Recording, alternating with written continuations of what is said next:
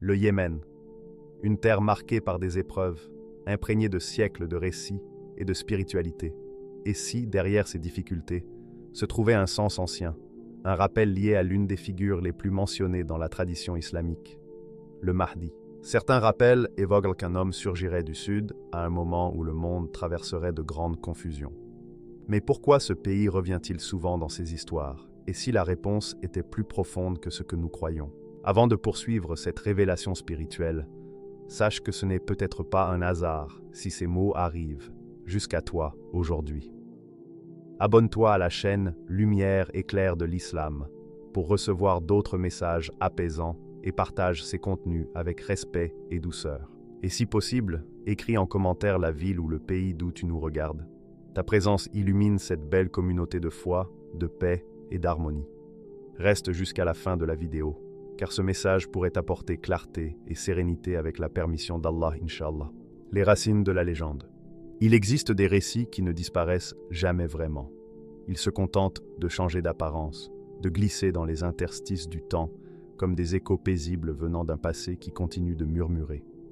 La figure du Yamani, ou de l'homme de Katan, selon les traditions, fait partie de ces récits à la frontière entre le mythe, la prophétie et la mémoire collective. Pour celui qui s'y intéresse, ce n'est pas un simple chapitre théologique. C'est une exploration d'un espace où le sacré, l'histoire et l'imaginaire se croisent humblement.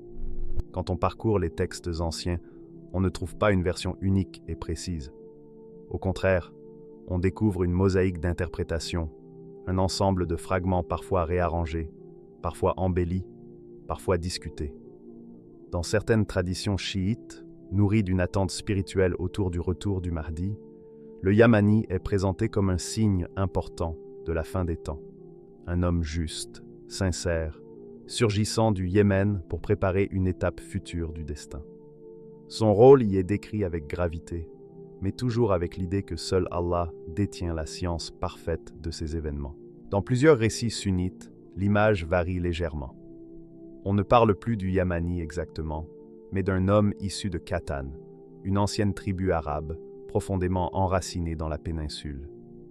Il n'est pas identifié comme le Mahdi, ni même comme un annonciateur direct, mais plutôt comme un leader sage qui apparaîtrait dans une période troublée. Les textes restent prudents. Ils ne donnent ni nom, ni trait, ni époque précise. Mais tous évoquent l'idée qu'il émergerait à un moment où les repères semblent vaciller. C'est peut-être ce flou qui a permis à ces récits de traverser le temps. Si les sources sont parfois fragmentaires, les peuples, eux, ont donné à ces traditions une vie étonnamment riche. Dans le Yémen rural, dans les montagnes de Saada, dans les ruelles de Sanaa, dans les villages proches du Rub al-Khali, la figure du Yamani s'est enracinée dans l'imaginaire. On l'évoquait le soir, après les récoltes, lors de célébrations, ou pendant les longues nuits d'hiver. Les parents en parlaient aux enfants comme une forme d'espérance. Un jour, quelqu'un viendra lorsque tout semblera difficile. Un homme se lèvera de nos terres. Il y avait là une dimension identitaire, mais aussi un rappel. Allah est capable d'apporter la lumière quand tout semble obscur. Ce qui frappe, c'est la manière dont ces récits ont survécu malgré l'absence d'une certitude scripturaire. Ils sont restés vivants parce qu'ils résonnaient avec l'histoire mouvementée de la région. Le Yémen a connu de nombreuses épreuves, rivalités locales, changements politiques, périodes difficiles. À chaque génération, lorsque l'horizon semblait se troubler, l'idée revenait, comme une braise discrète rallumée par le vent des événements. On raconte que, vers le milieu du XXe siècle, alors que plusieurs pays de la région redéfinissaient leurs identités, certains prédicateurs rappelaient déjà ces traditions, y voyant des parallèles possibles avec leur époque. Plus tard, durant les tensions internationales de la guerre froide, les discussions autour du Yamani réapparurent. Puis vinrent les années 2000, marquées par des défis politiques et sociaux. Chaque crise devenait un miroir, et dans ce miroir, certains voyaient un rappel. Cela ne signifiait pas que tous y croyaient littéralement, mais la légende offrait un cadre pour tenter de comprendre un monde de plus en plus complexe. La mémoire populaire n'a pas besoin de textes précis pour exister. Elle vit à travers les symboles, les aspirations, les peurs et les récits partagés. Ainsi, la figure du Yamani a progressivement pris une signification plus large. Pour certains, il devenait l'image d'une recherche de justice dans un monde parfois déséquilibré. Pour d'autres, un symbole d'unité dans des temps fragmentés. Ce n'était plus seulement un personnage eschatologique, c'était une métaphore, un archétype du renouveau. Dans les cafés de Sanaa, on entendait parfois « Peut-être que le Yamani ne sera pas un homme au sens littéral, peut-être qu'il représentera un mouvement, une idée, une renaissance. » D'autres, plus attachés au récit classique, répondaient « Les textes parlent d'un homme réel, issu des anciens Kahtan, portant des signes connus d'Allah seul. » Les débats restaient paisibles, empreints d'une certaine gravité spirituelle. Dans d'autres pays de la région, où les traditions tribales de Kahtan demeurent vivantes, ce personnage a également trouvé une place dans les conversations. Certaines familles se réclament encore de cette lignée ancienne, et pour elles, l'idée qu'un homme de Kahtan puisse jouer un rôle futur est perçue comme un héritage mémoriel. On raconte, on transmet, parfois sans réaliser à quel point ces histoires plongent leurs racines dans des traditions millénaires. L'arrivée d'Internet a transformé ces récits. Vidéos, forums, analyses, rappels religieux, tout circule rapidement. Des spéculations apparaissent, disparaissent, puis reviennent sous une forme différente. À chaque événement majeur, crise économique, instabilité politique, catastrophe naturelle, quelqu'un affirme peut-être que les signes se rapprochent. Et les discussions reprennent. Cela ne signifie pas que chacun y adhère, mais la légende sert parfois de grille de lecture, de manière symbolique, face à un monde incertain. Ce qui est peut-être le plus saisissant, c'est le rythme même de ce mythe, parfois silencieux pendant des années, puis soudain remis au cœur des conversations, comme s'il restait en arrière-plan, attendant que les gens cherchent un repère spirituel ou historique. Car au fond, ces récits ne sont pas seulement religieux, ils sont humains. Ils expriment le besoin universel de croire qu'un ordre peut émerger du désordre, que même lorsque les institutions vacillent, il existe une possibilité de renouveau. Peu importe que ce guide soit compris comme un homme réel, un symbole ou une allégorie. Ce qui compte, c'est l'espérance qu'il représente. Le Yamani, ou l'homme de Kahtan, est donc plus qu'un héritage ancien. Il est la condensation de siècles d'attente, de rêves, de prières et de mémoire. Une silhouette qui traverse les siècles et réapparaît lorsque les peuples cherchent une lumière. Une figure réinterprétée à chaque époque, rappelant que, malgré les incertitudes du monde, l'espérance reste vivante, et qu'Allah sait mieux ce que cachent les temps à venir. Pourquoi le Yémen ? Il suffit d'observer une carte pour comprendre que le Yémen possède une singularité rare. Sa silhouette, étirée le long de la mer d'Arabie et du détroit de Bab el-Mandeb, donne l'impression d'une porte naturelle, placée sur l'une des routes maritimes les plus importantes du monde. Mais réduire sa valeur à la géographie serait ignorer ce qui fait son essence.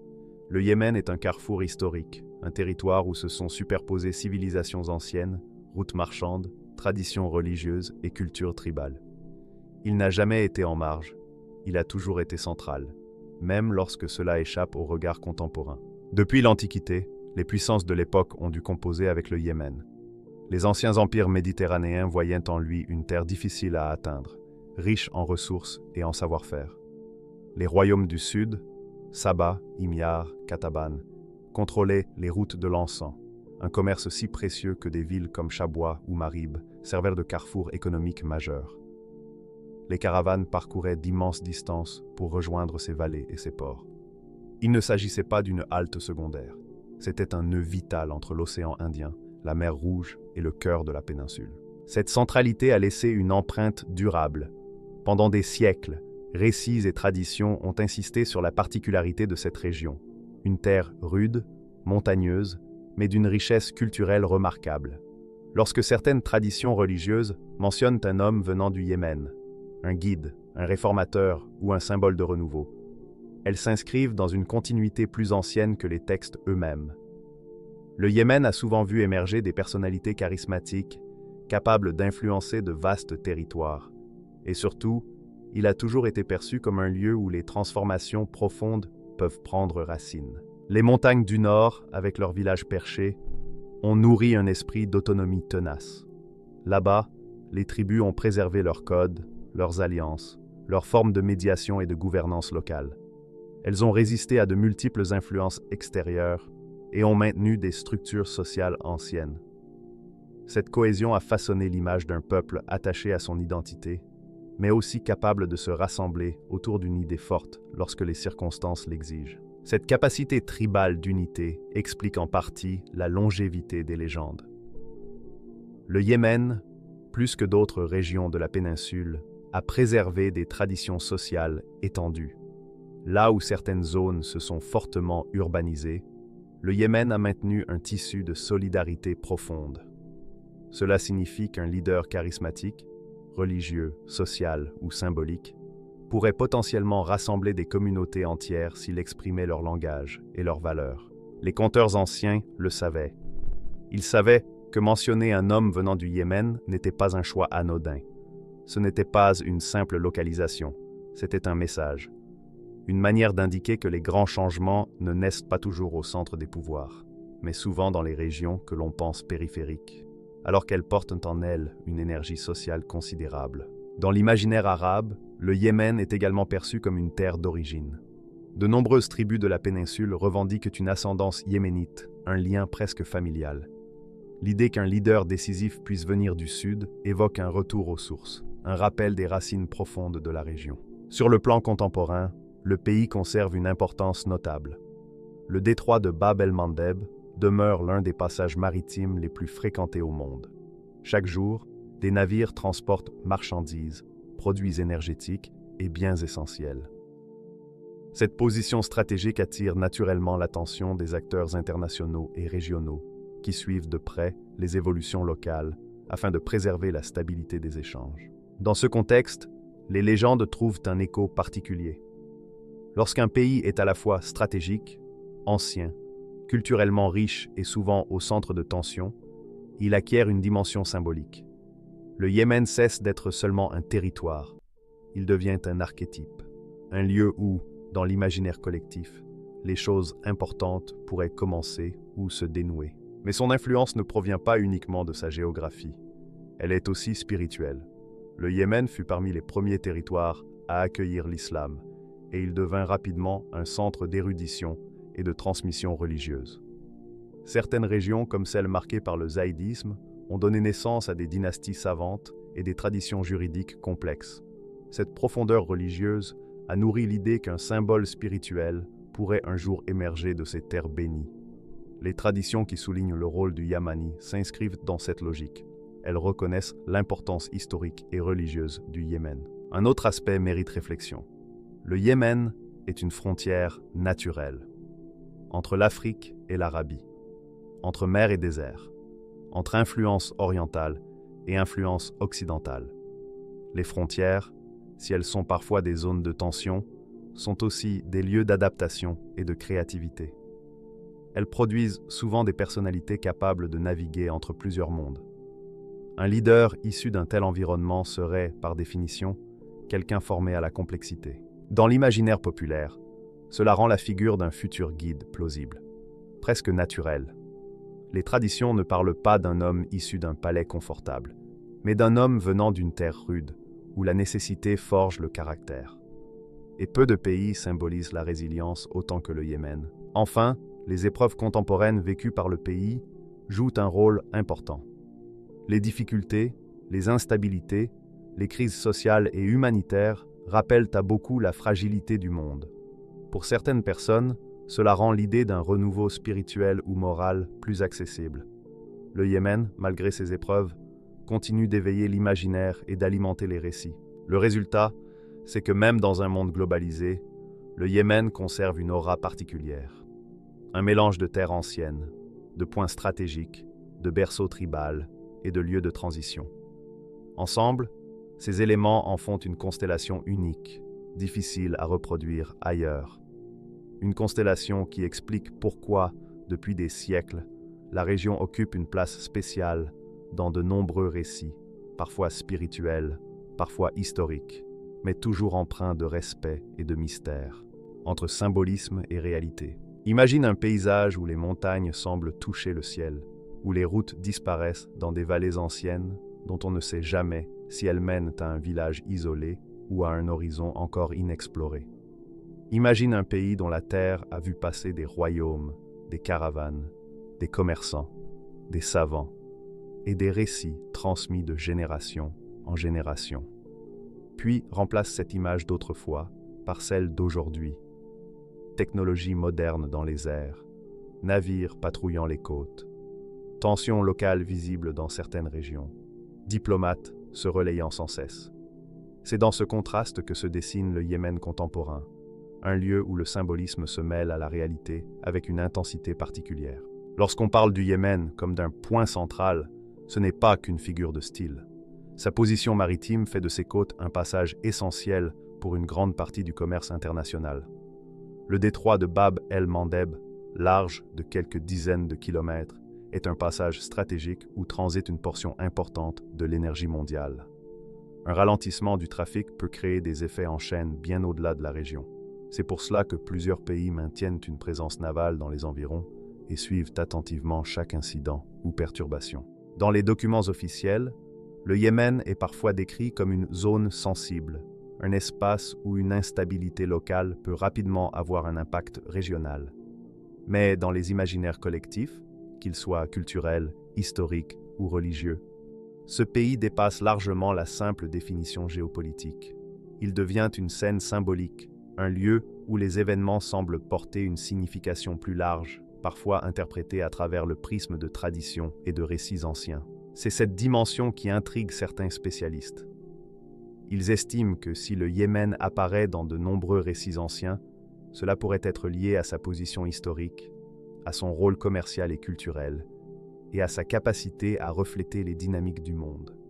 Ils ne parlent pas forcément de destin religieux direct, mais d'un pays qui depuis toujours canalise des tensions et des espoirs, un lieu où les récits se concentrent avant de se transformer. À travers l'histoire moderne, le Yémen apparaît régulièrement dans les grandes recompositions régionales, alliances, rivalités, transitions politiques, évolutions idéologiques.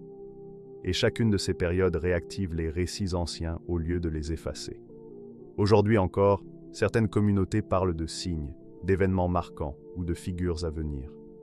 Ces attentes ne sont pas toujours d'ordre religieux strict.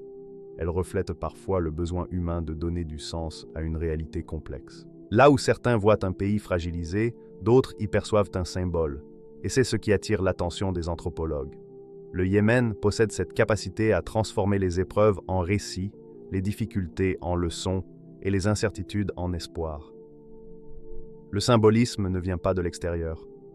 Il naît souvent de la manière dont les populations donnent forme à leur vécu, presque comme une réponse naturelle aux défis quotidiens. Les centres d'analyse expliquent souvent que le Yémen se trouve à la croisée de plusieurs intérêts internationaux. Des pays voisins y observent les évolutions régionales, tandis que d'autres puissances suivent les routes maritimes pour des raisons économiques ou stratégiques. Cela ne signifie pas que chacun veut contrôler le pays, mais plutôt que sa position attire l'attention et suscite des analyses variées. Les ressources potentiellement présentes dans certaines régions alimentent également des discussions, non comme une certitude, mais comme une possibilité encore étudiée. Cette combinaison d'intérêts produit parfois une atmosphère chargée de sens. Chaque groupe, qu'il soit social, culturel ou politique, peut être tenté de se présenter comme porteur d'une vision ou d'un avenir meilleur. Dans un environnement où les défis sont nombreux, les récits anciens, qu'ils évoquent un Yamani, un homme de Qahtan ou d'autres figures, ressurgissent naturellement, interprétés de manière symbolique plus que littérale. Mais réduire ces récits à une simple recherche de refuge serait réducteur. La réalité du pays, marquée par des cycles de difficultés récurrentes, sécheresse, tensions internes, transition politique, crée elle-même un terreau pour que les récits se reforment. Dans ce contexte, il devient naturel pour les populations d'attendre un tournant, un apaisement, ou l'émergence d'une figure éclairante, avec la permission d'Allah. Les chercheurs soulignent aussi que ces récits jouent un rôle positif dans les sociétés confrontées à des crises prolongées. Ils offrent un fil conducteur, une forme d'espérance, même lorsque les cadres officiels se fragilisent. Et dans le cas du Yémen, ces traditions ne sont pas nées des conflits, elles sont anciennes. Les épreuves successives leur redonnent simplement une nouvelle résonance. La société yéménite, profondément attachée à ses héritages, à ses récits oraux et à ses valeurs tribales, transmet un patrimoine narratif qui perdure malgré les époques. Les histoires circulent dans les villages, se partagent dans les familles et se réinterprètent selon les contextes. Elles évoluent, mais ne disparaissent jamais. Elles vivent. Sur le terrain, on observe aussi un phénomène humain universel. Dès qu'une personnalité influente apparaît, qu'elle soit religieuse, communautaire ou sociale, certains lui attribuent des qualités inspirantes. Non par naïveté, mais parce qu'ils espèrent voir émerger quelqu'un capable d'apporter stabilité ou orientation. Dans un pays où l'État central peine parfois à répondre à toutes les attentes, une figure charismatique devient naturellement porteuse d'espérance. C'est dans ce sens que l'on peut dire que le Yémen est un terrain fertile pour l'apparition de figures symboliques.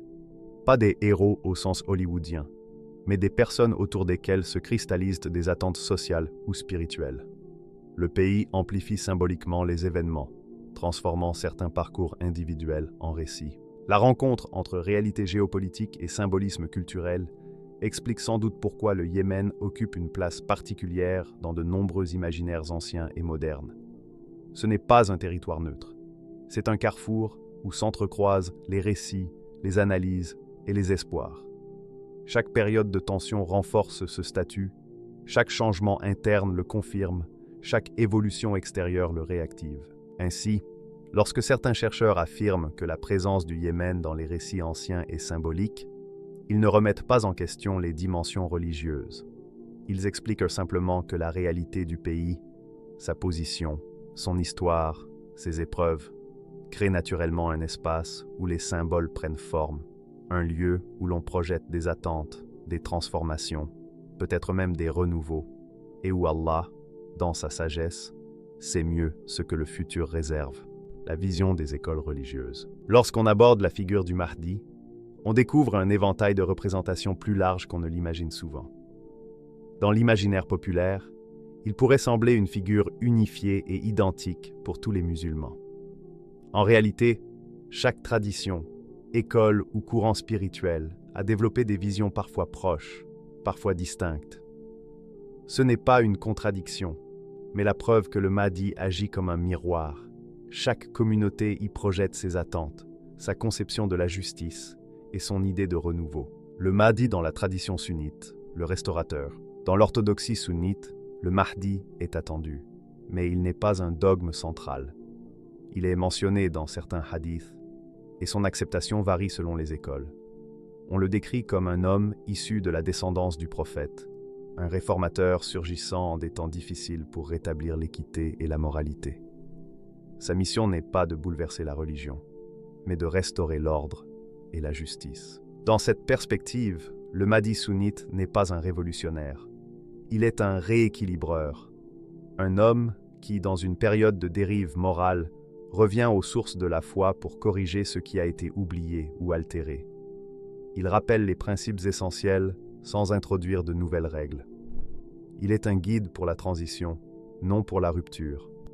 Le Mahdi chiite, une espérance métaphysique. Dans le chiisme duodécimain, le Mahdi occupe une place centrale. Il est le dernier imam caché, en attente de réapparition. Son rôle dépasse le cadre temporel. Il est à la fois spirituel, cosmique et moral. Sa venue est une promesse de justice divine et de restauration complète de l'ordre voulu par Allah. Le Mahdi chiite incarne l'espérance permanente. Il relie les croyants à une autorité spirituelle cachée mais existante. Son retour ne constitue pas un changement de loi, mais un accomplissement de ce que Dieu a ordonné.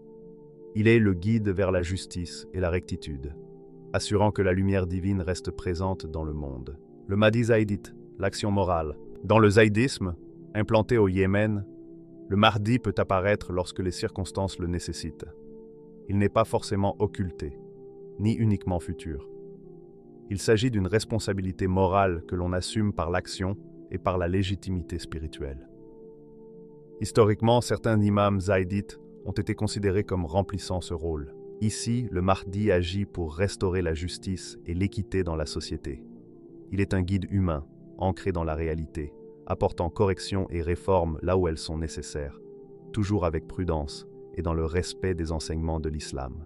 Le Mahdi soufi, lumière intérieure. Chez les soufis, le Mahdi représente souvent un état spirituel. Il incarne le retour à la pureté, à la sincérité et à la lumière intérieure. Il symbolise la réforme du cœur et de l'âme plutôt qu'une figure politique ou militaire. Dans certaines interprétations, il représente une transformation collective, un éveil spirituel qui réoriente les âmes vers la justice et la vérité. Le Mahdi soufi n'est pas un prophète ni un législateur. Il est une force de guidance intérieure, un souffle de renouveau moral qui inspire chaque croyant à cultiver la rectitude et la sincérité dans sa vie. Le Mahdi ibadite, prudence et équilibre. Pour les ibadites, présents notamment à Oman et en Afrique de l'Est, le Mahdi occupe une place discrète. Il n'est pas central, mais sa mention existe dans certains textes, toujours avec un accent sur la morale et l'éthique. Son rôle est celui d'un restaurateur des valeurs essentielles, favorisant la stabilité et l'équilibre plutôt qu'une attente exaltée. Un point commun fondamental, pas de nouvelles révélations. Toutes les écoles s'accordent sur un principe. Le Mahdi n'est pas un prophète et n'apporte pas de nouvelles lois. Il ne modifie pas la révélation et ne se superpose pas au prophète Muhammad. Il est un réformateur, un guide et un correcteur de justice. Il rappelle les principes divins sans les changer. Une idée transversale, la réforme intérieure. Cette convergence souligne une valeur profonde. La réforme ne passe pas par une innovation doctrinale, mais par un recentrage moral et spirituel. Le Mahdi incarne la justice, la rectitude et le rappel des valeurs fondamentales. Il montre que le retour à l'équilibre et à la droiture ne nécessite pas une rupture, mais un rétablissement sincère de ce qui a été oublié ou altéré. En somme, le Mahdi symbolise la possibilité de restauration et de lumière dans le monde. Il représente un appel à la patience, à la justice et à l'effort spirituel pour rétablir l'ordre voulu par Allah dans le respect des enseignements et de la foi. Le mystère demeure, le Yémen. Rien que le prononcer évoque une terre ancienne, un pays où les montagnes semblent garder des secrets millénaires et où l'histoire se mêle aux légendes. Depuis des siècles, ce territoire n'est pas seulement un lieu, il est devenu un seuil, un espace entre le connu et l'inconnu, entre ce qui a été et ce qui pourrait advenir. C'est dans cet entre-deux que naît la grande question. Si une figure transformante devait apparaître, pourquoi tant de regards se tournent instinctivement vers le Yémen? Aucun texte religieux majeur ne précise l'endroit exact de l'émergence du Mahdi. Aucun ne l'exclut non plus. Ce flou nourrit un espace fertile pour l'imaginaire et la réflexion spirituelle. Là où l'écriture ne donne pas de repères, la mémoire collective construit des chemins symboliques et des récits qui invitent à la méditation. Ce silence scripturaire agit comme un voile mystérieux. Il pose des questions plus profondes que la simple géographie. Le Yémen devient un miroir des aspirations spirituelles, de l'espérance en la justice et du désir d'un renouveau moral et éthique dans le monde. À travers les siècles, chaque difficulté, chaque crise a réveillé ces murmures et réflexions.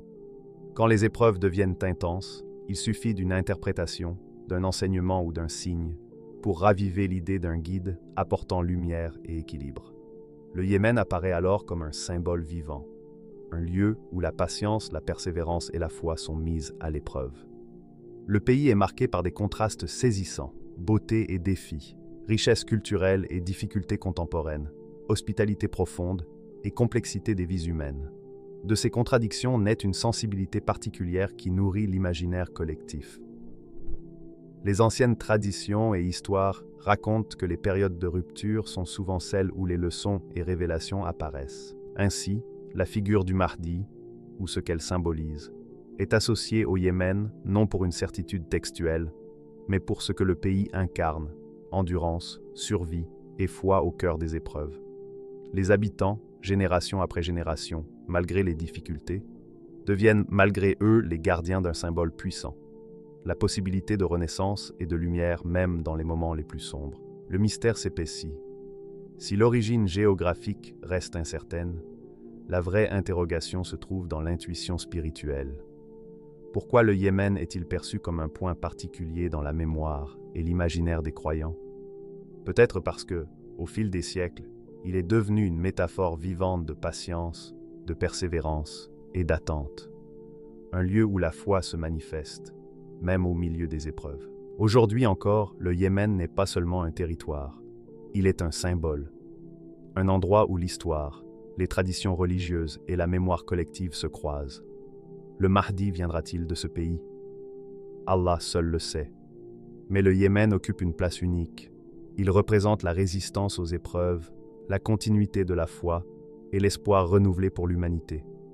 Le mystère demeure, non pas parce que les textes restent silencieux, mais parce que l'humanité continue de méditer, de ressentir et de projeter ses aspirations spirituelles.